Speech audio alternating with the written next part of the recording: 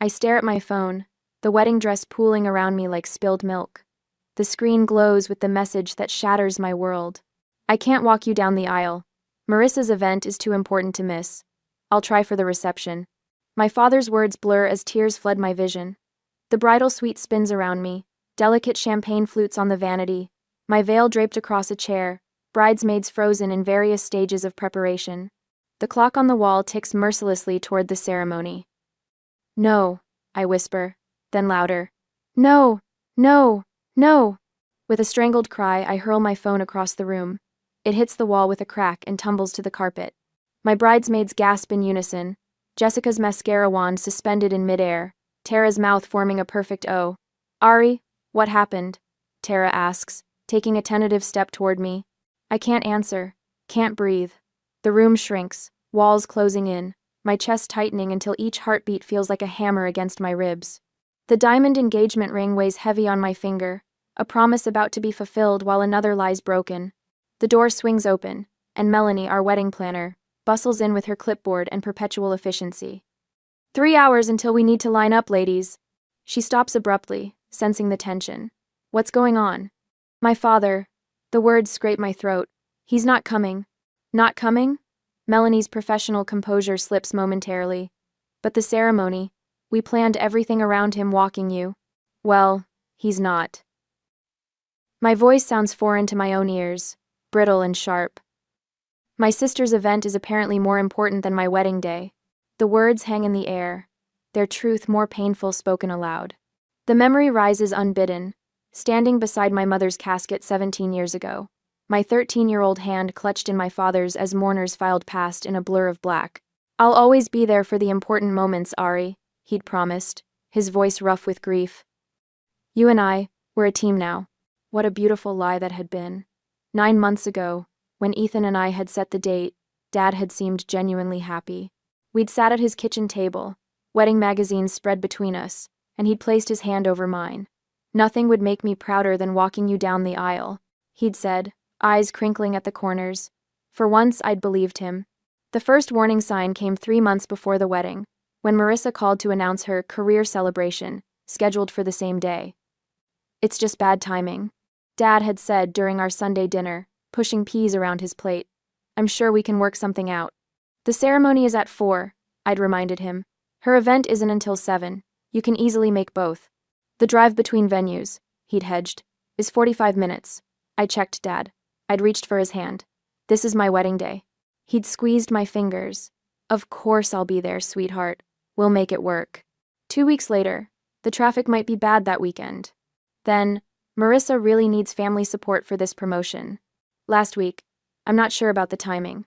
I'd reassured him each time, rearranged what I could, offered to send a car service, whatever it took to have my father walk me down the aisle.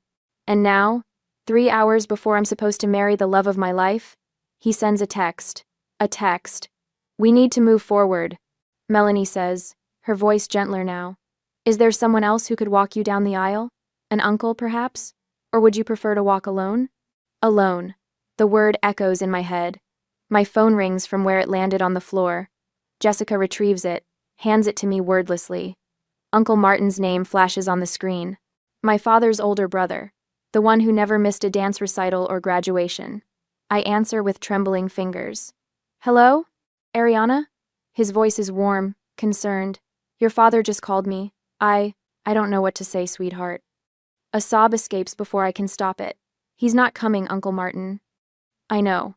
The anger in his tone is barely contained, and I'm so sorry. I close my eyes, tears tracking through my carefully applied makeup. I don't know what to do.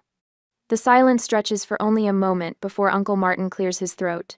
Would you allow me the honor of walking you down the aisle? Quote.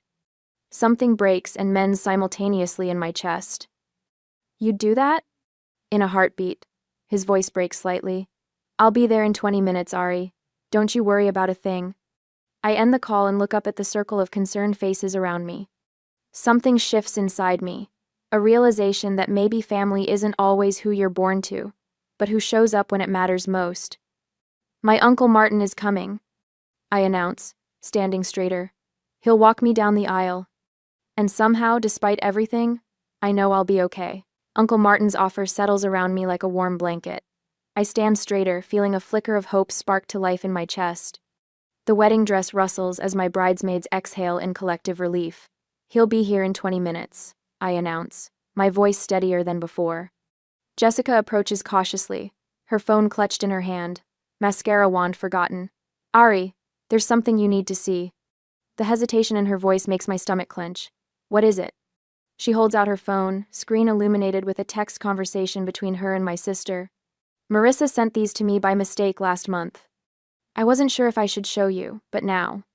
I take the phone with trembling fingers, the diamond on my left hand catching the light. The texts are dated 3 weeks ago.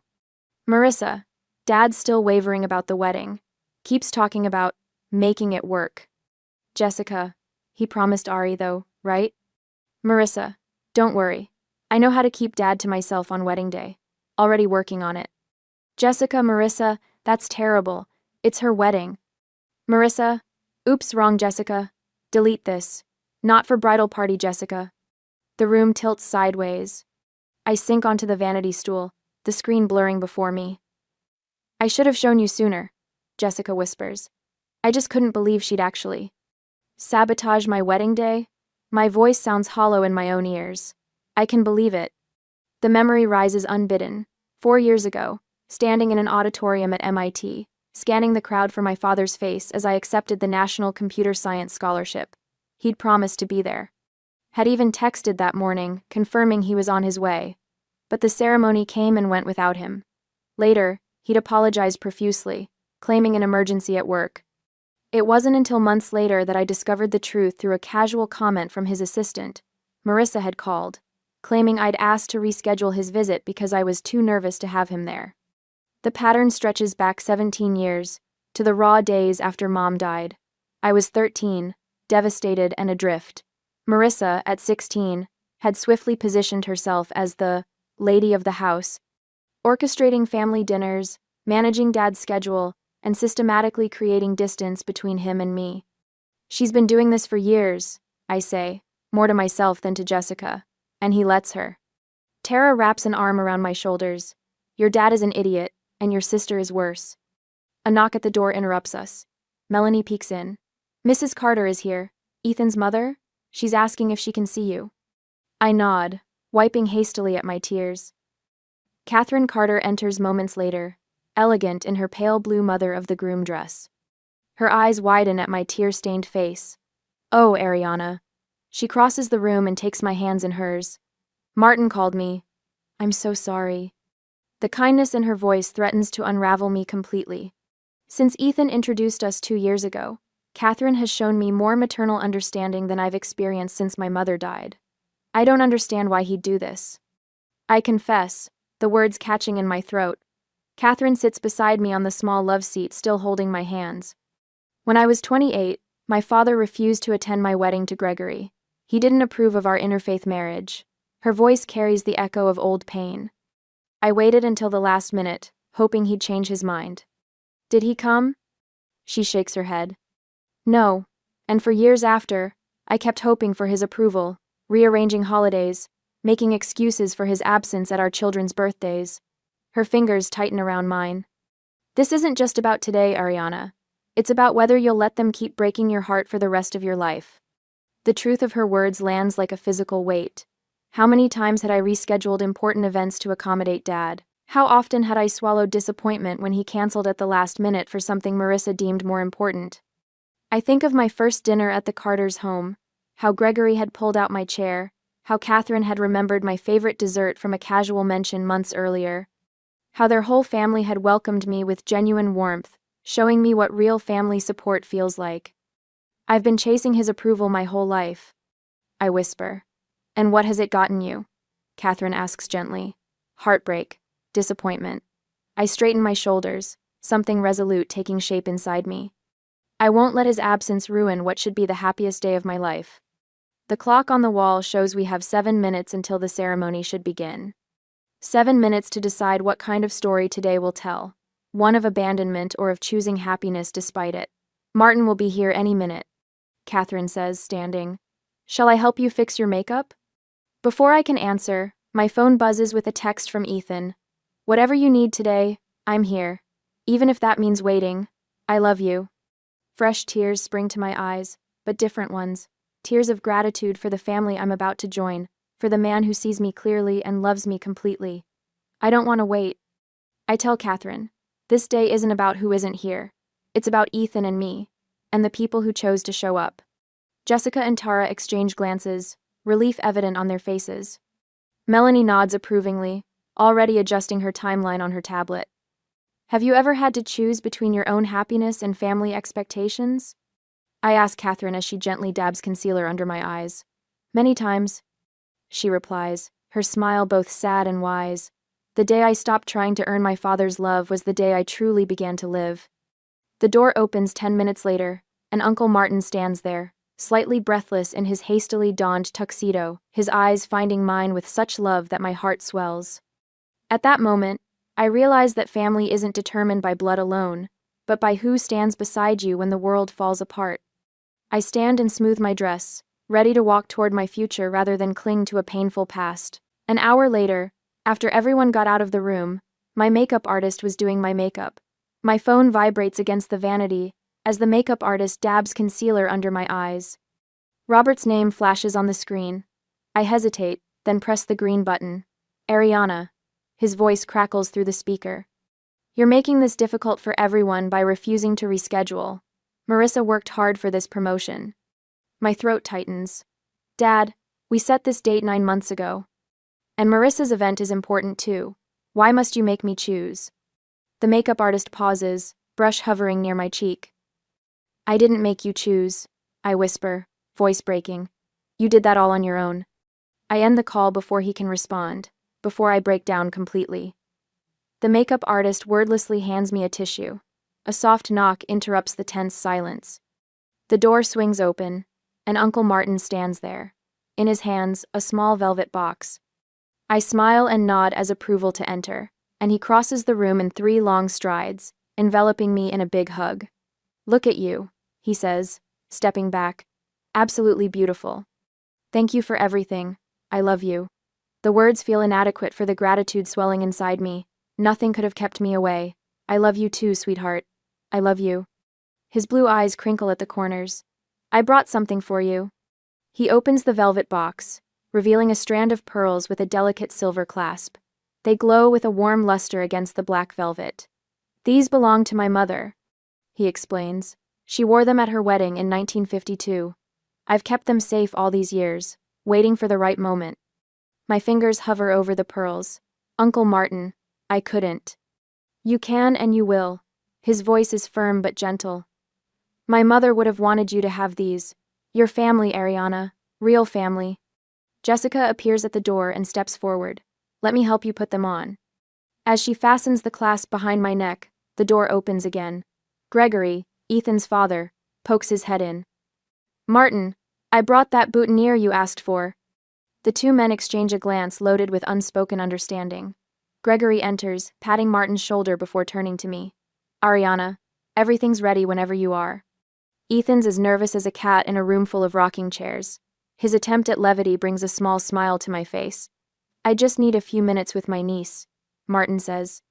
Gregory nods, squeezes my hand, and leaves.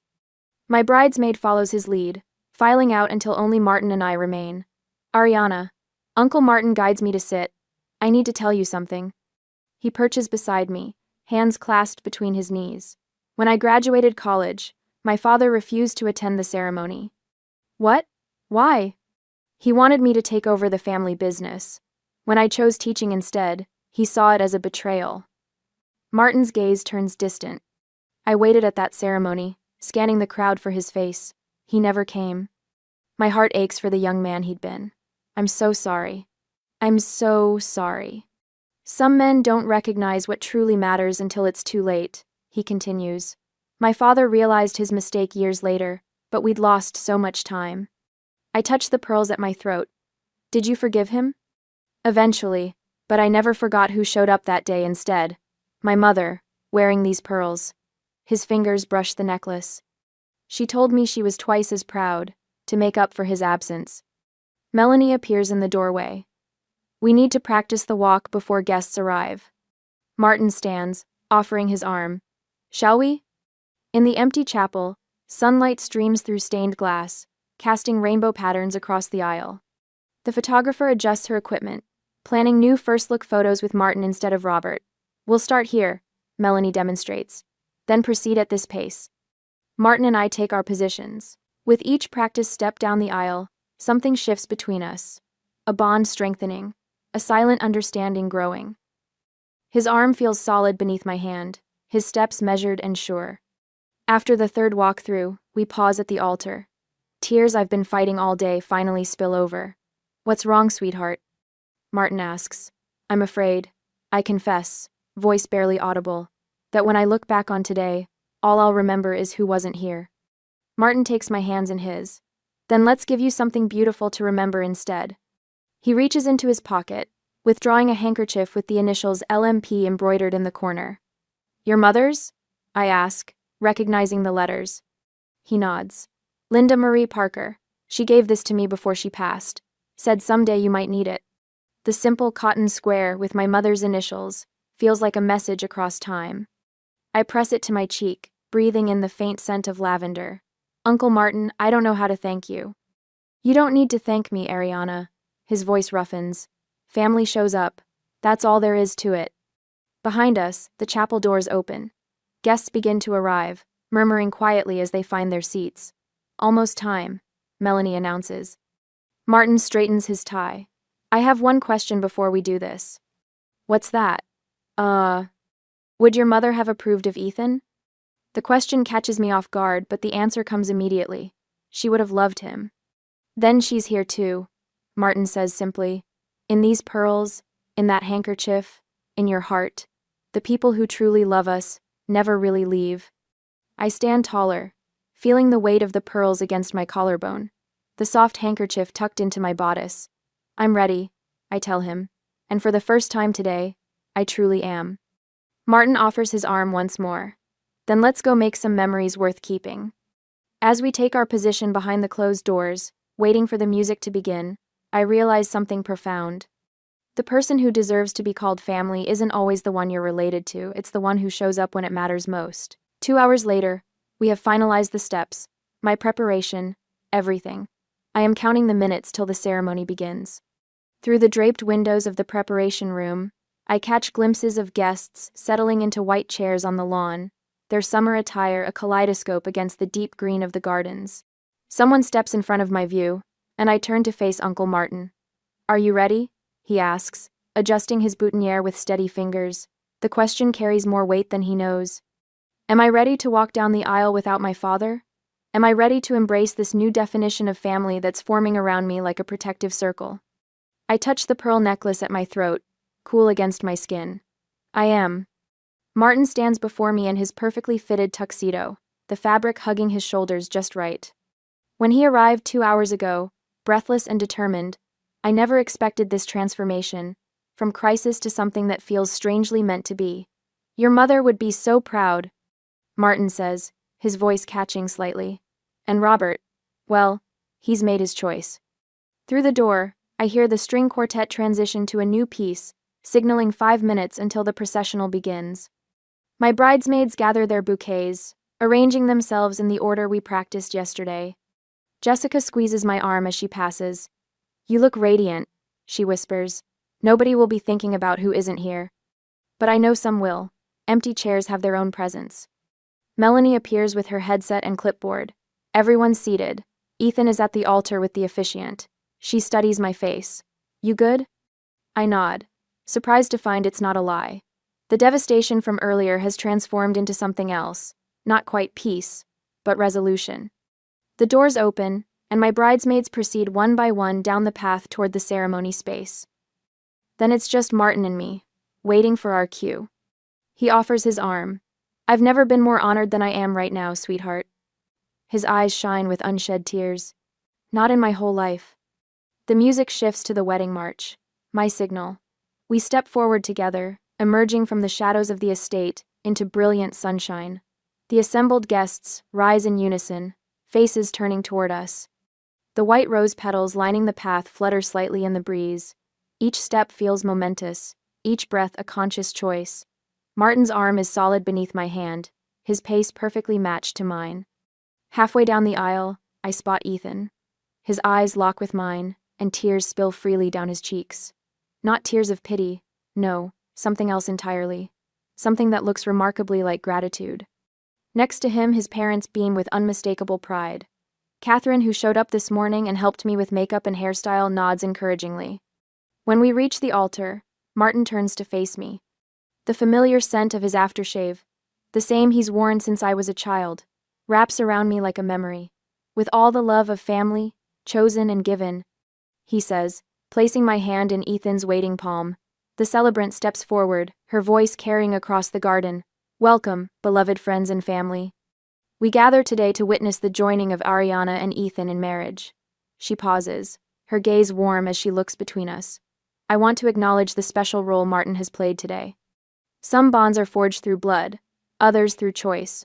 Both can be equally sacred. A murmur of approval ripples through the guests. From the corner of my eye, I see several of my father's relatives shift uncomfortably in their seats. Let them. This moment belongs to those who chose to be present. The ceremony unfolds like a dream. Vows exchanged, rings placed on trembling fingers, a kiss that tastes of promise and new beginnings. Throughout it all, Martin stands nearby, a sentinel of support. Later, at the reception, the DJ's voice booms across the ballroom. Ladies and gentlemen, please welcome Mr. and Mrs. Ethan Carter, escorted by their beloved Uncle Martin. We enter to thunderous applause, Martin's hand lightly at my back. The space transforms with twinkle lights and flowers, creating a canopy of stars above the dance floor. When it's time for the father-daughter dance, I feel a moment of dread, another tradition that highlights absence. But Martin steps forward, offering his hand. Just for a minute, he says, then your husband gets his turn. We sway to the opening verse of What a Wonderful World, his formal posture gradually relaxing. The tension I've carried all day begins to dissolve. Thank you, I whisper. No need for thanks among family, sweetheart, he replies. Ethan cuts in smoothly, spinning me away from Martin with practiced ease. Over his shoulder, I spot a commotion at the entrance. My father stands in the doorway, wearing a suit that doesn't quite fit right, scanning the room with anxious eyes. He came, after all, Ethan murmurs, following my gaze. Too late, I reply, surprised by the absence of anger in my voice. Just clarity. Some moments you can't get back. Robert remains at the periphery, watching as everyone celebrates without him. For the first time, I don't feel the pull to make things easier for him, to bridge the gap he created. Martin approaches him with quiet dignity, and I turn away, focusing instead on the man whose hands hold mine with such care. Are you okay? Ethan asks. I consider the question, searching for honesty. I think I am, or I will be. The music swells around us, and I choose to dance. Half an hour later, the crystalline chime of silverware against glass ripples through the reception hall. Laughter fades as guests turn toward the center of the room where Ethan stands, champagne flute raised high, his eyes finding mine across a sea of smiling faces. I feel a tap on my shoulder. Ariana. My father's voice slices through the moment. I turn slowly, steeling myself. Robert Parker stands behind me, hair slightly disheveled, tie askew, as if he's been rushing. You made it, I say, voice flat as Kansas prairie. Traffic was brutal. He gestures vaguely toward the door. I tried calling, but you weren't answering. I was getting married. The words taste sharp on my tongue. His eyes flick around the reception, taking in the elegant centerpieces, the fairy lights draped from exposed beams, the happiness radiating from every corner of the room. Everything he missed. You could have made this easier, you know. Pushed the ceremony back an hour. Made what easier, Dad? Your choice? Before he can answer, Cousin Daniel appears at my elbow. His typical easygoing manner has vanished, replaced by something harder, more determined. Sorry to interrupt, Daniel says, not sounding sorry at all. He holds his phone out. But I thought you both should see this. The screen shows a group chat with Marissa and several friends. Heading to Murphy's for drinks. Dad skipped Ari's wedding for this, so you better show up. A series of photos follows. Marissa and maybe 15 people at a bar, cocktails raised, smiling broadly. Timestamp, 4:30 p.m., halfway through my ceremony. At first she said 7 o'clock, but I guess she changed the meeting time to prevent my dad from coming. That's her career event?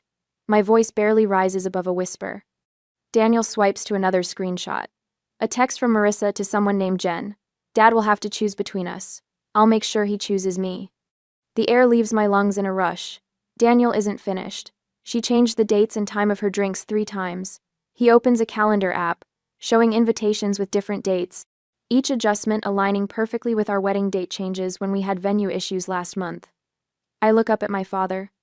The color drains from his face like water down a drain, leaving behind something ashen and hollow. Robert. Uncle Martin approaches, champagne in hand. I didn't know you'd made it. My father doesn't acknowledge him. His eyes remain fixed on Daniel's phone, on the evidence of his daughter's manipulation. I didn't realize. He begins, then stops. Starts again. Ariana, if I had known... You would have what? The question hangs between us like a physical thing. Shown up? Kept your promise? Been there for once in my life when it actually mattered? Heads turn. Conversations nearby halt. My father notices, straightening his posture. I want to apologize, he announces, voice carrying. Guests shift uncomfortably in their seats. Not here, I say firmly. Not now. But I need to explain. No. The word comes out stronger than I expected, carrying across the sudden quiet. You made your choice 2 weeks ago when you started looking for excuses not to come. Now I'm making mine. Something shifts in the air between us. The invisible strings that have bound me to his approval, that have kept me hoping despite years of disappointment, snap clean. I feel their absence like phantom limbs, painful but freeing. Ariana. His voice breaks on my name. Enjoy the reception, Dad. I turn away, walking steadily back to where Ethan stands with his parents, their faces a mixture of concern and pride. Catherine, my mother-in-law, squeezes my hand as I rejoin them. Are you all right? Yes, and surprisingly, I am. I really am. From the corner of my eye, I watch Uncle Martin approach my father, who stands isolated at the edge of the dance floor. Martin speaks softly, hand on Robert's elbow, gently steering him away from the center of the celebration. She deserves this day without further drama. I hear Martin say as they pass our table. You can talk tomorrow. My father's shoulders slump in resignation as Martin leads him toward the bar in the far corner. For the first time, Robert Parker looks small to me, not the towering figure whose approval I've sought for 17 years, but just a man who made poor choices and is beginning to recognize their cost. Ethan's hand finds mine under the table. You okay? I nod, feeling the weight of the day, both its sorrows and joys, settle into something bearable, even beautiful. Better than okay. The DJ announces another dance. As Ethan leads me to the floor, I catch sight of my father watching from the periphery, Martin standing guard beside him. The pain in Dad's eyes is real, but so was mine when I read his text this morning. Some wounds need air to heal properly. Some truths need to be spoken aloud before new beginnings can take root. Tomorrow will bring its own challenges. There will be difficult conversations, perhaps tentative steps toward understanding. But tonight belongs to the family I've chosen, the one that showed up when it mattered most. As Ethan pulls me close, I realize that sometimes walking away isn't an ending. Sometimes, it's the first step toward something better. A year later, the autumn sunlight streams through the bay windows of Ethan's parents' home, casting a golden glow across our anniversary celebration. I adjust the small corsage on my wrist, white roses, just like my wedding bouquet, and smooth my hand over the slight swell of my belly. To Ariana and Ethan, Catherine raises her glass, her eyes crinkling at the corners. 1 year of marriage and a lifetime of joy ahead. The small gathering clinks their glasses. I sip my sparkling cider while Ethan's arm tightens around my waist. His lips brush my ear. Happy anniversary, Mrs. Carter. Gregory unveils a photo album, and we gather around the coffee table. Thought you might like to see how much family we've packed into 1 year. The pages turn, revealing our journey: Thanksgiving dinner with all of us crowded around this same table. Christmas morning with Uncle Martin teaching Ethan how to properly carve the ham. Easter with me awkwardly showing my father where we keep the good plates. Each photo captures a moment of our expanding definition of family. Remember when Robert almost set the grill on fire during the 4th of July? Gregory chuckles. I nod, remembering how my father had shown up with a store-bought potato salad and too many apologies. The monthly dinners started small, just coffee at first, then proper meals. Each one a brick in the rebuilding of something I wasn't sure could be saved. Has Marissa called recently? Catherine asks, her tone careful. Not since she moved to Florida. I keep my voice neutral. She sent a card when we announced the pregnancy. That's something, I suppose. Uncle Martin clears his throat from the armchair by the fireplace. He's aged this past year, the lines around his eyes deeper, but his smile remains steadfast. I have something for you both. From beside his chair, he produces a package wrapped in tissue paper. My fingers tremble slightly as I unwrap it, revealing a delicate baby blanket in soft cream yarn. Alice knitted it before she passed. Martin says, his voice thick. Said it was for the next generation, whenever that might be. Seems the time has come. I trace the intricate pattern, thinking of Martin's wife I never met but whose legacy touches me still. It's beautiful, I whisper. The doorbell rings, and Ethan returns moments later with my father. Robert stands awkwardly in the doorway, clutching a weathered photo album. Sorry, I'm late, he says, his eyes finding mine. Traffic on the bridge was backed up. An old excuse that once would have twisted my heart. Today, I simply nod. We're just looking at photos. Join us?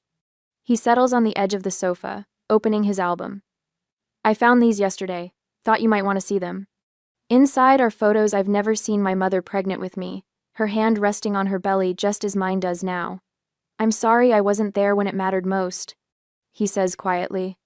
I can't change the past, but I'd like to be here for your future, for my granddaughter's future. I don't promise immediate forgiveness, but I take his hand, one day at a time. Later, as we gather for a group photo, I find myself between worlds, Ethan's steady presence on one side, Uncle Martin's gentle guidance on the other, my father hesitantly joining our circle. I place my hand on my growing belly, feeling the slight flutter that might be a kick or might be my imagination. Our daughter will know what real family loyalty means. I tell Ethan as Catherine adjusts the camera timer. The shutter clicks, capturing this moment of redefined family, some bound by blood, others by choice, all connected by the promises we choose to keep. I've learned that family isn't just about who raised you. It's about who shows up when it matters most. And sometimes, if you're lucky, it's about who gets a second chance to show up right.